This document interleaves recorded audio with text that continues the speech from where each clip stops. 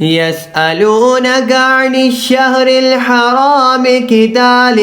فيه قل قتال فيه كبير وصد عن سبيل الله وكفر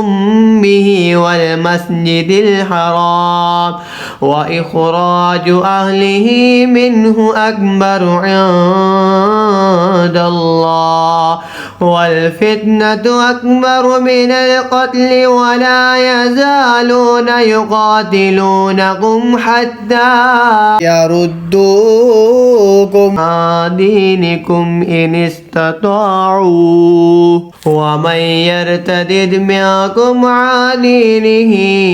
فيمت وهو كافر فأولئك حبطت أعمالهم في الدنيا والآخرة وأولئك أصحاب النار هم فيها خالدون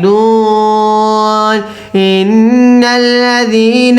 آمنوا والذين هاجروا وجاهدوا في سبيل الله أولئك يرجون رحمة الله والله غفور رحيم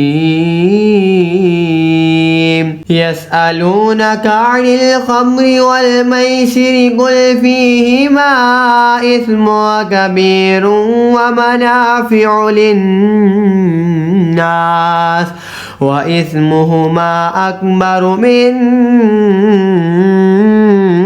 نفعهما ويسألونك ماذا ينفقون قل العفو كذلك يبين الله لكم الآيات لعلكم تتفكرون في الدنيا والآخرة ويسألونك عن اليتامى قل إصلاح لهم خير وإن تخالطوهم فإخوانكم والله يعلم المفسد من المصلح ولو شاء الله لأعنتكم إن الله عزيز حكيم ولا تنكحوا المشركات حتى يؤمن ولأمة مؤمنة خير من مشركة ولو أعجبتكم ولا تنكحوا المشركين حتى يؤمنوا ولعبد مؤمن خير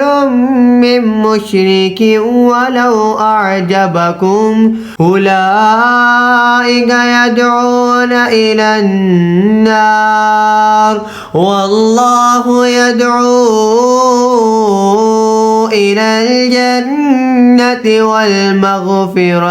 والمغفرة بإذنه فيبين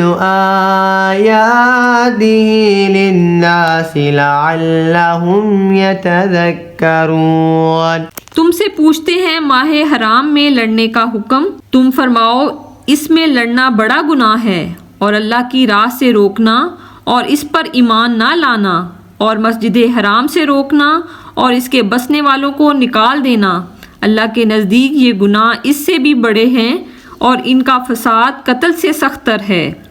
और हमेशा तुमसे लड़ते रहेंगे यहाँ तक कि तुम्हें तुम्हारे दीन से फेर दें अगर बंद पड़े और तुम में जो कोई अपने दीन से फिरे फिर काफर होकर मरे तो इन लोगों का क्या अकारत गया दुनिया में और आखिरत में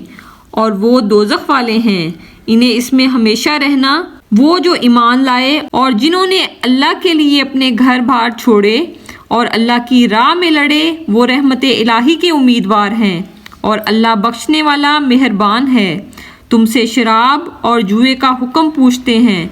तुम फरमा दो कि इन दोनों में बड़ा गुनाह है और लोगों के कुछ दुनियावी नफ़ा भी और इनका गुनाह इनके नफ़ा से बड़ा है। और तुमसे पूछते हैं क्या खर्च करें, तुम फरमाओ جو فاضل بچے اسی طرح اللہ تم سے آیتیں بیان فرماتا ہے کہ کہیں تم دنیا اور آخرت کے کام سوچ کر کرو، اور تم سے یتیموں کا مسئلہ پوچھتے ہیں، تم فرماؤ ان کا بھلا کرنا بہتر ہے، اور اگر اپنا ان کا خرچ ملا لو تو وہ تمہارے بھائی ہیں، اور خدا خوب جانتا ہے بگاڑنے والے کو سنوارنے والے سے، اور اللہ چاہتا تو تمہیں مشقت میں ڈالتا، بے شک اللہ زبردست حکمت والا ہے۔ اور شرک والی عورتوں سے نکاح نہ کرو جب تک مسلمان نہ ہو جائیں، اور بے شک مسلمان لونڈی مشرکہ سے اچھی ہے اگرچہ وہ تمہیں بھاتی ہو، اور مشرکوں کے نکاح میں نہ دو جب تک وہ ایمان نہ لائیں، اور بے شک مسلمان غلام مشرک سے اچھا ہے اگرچہ وہ تمہیں بھاتا ہو۔